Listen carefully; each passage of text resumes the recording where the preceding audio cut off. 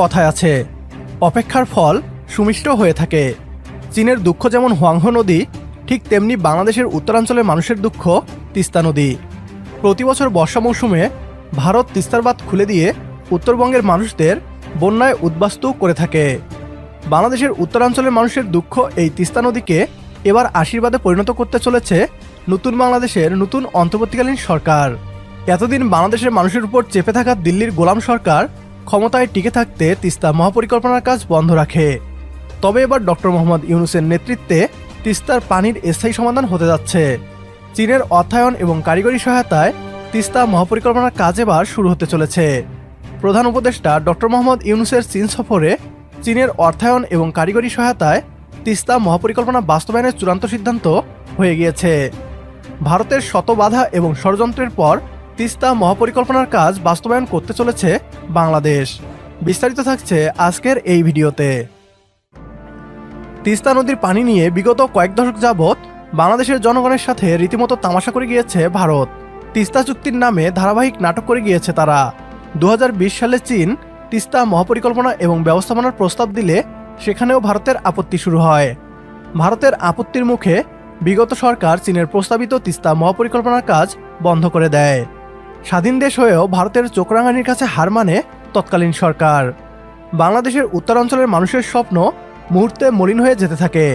গণ অভ্যুত্থানের পর ডক্টর মোহাম্মদ ইউনূসের নেতৃত্বাধীন নতুন বাংলাদেশে আবারও তিস্তা মহাপরিকল্পনা নিয়ে স্বপ্ন দেখতে শুরু করে তিস্তা পাড়ের মানুষ।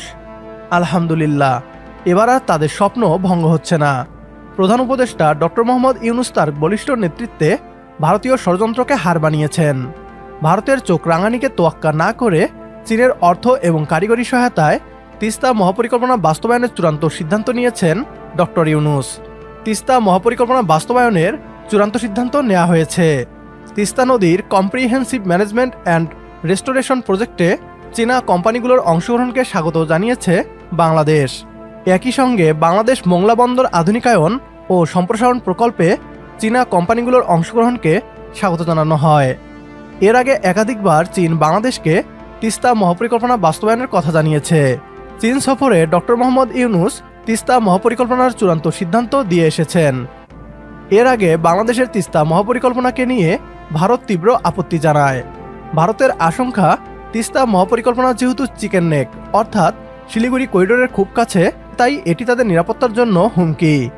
চিকেন নেক বা শিলিগুড়ি করিডোর হল মূল ভারতের সাথে তাদের উত্তর পূর্বের 7 রাজ্য অর্থাৎ 7 সিস্টার্সের সংযোগস্থল।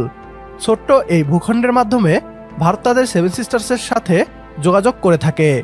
ফলে এটি ভৌগোলিক এবং নিরাপত্তার দিক দিয়ে গুরুত্বপূর্ণ এবং স্পর্শকাতর এলাকা ভারতের জন্য। নতুন বাংলাদেশের অবস্থান এখানে পরিষ্কার।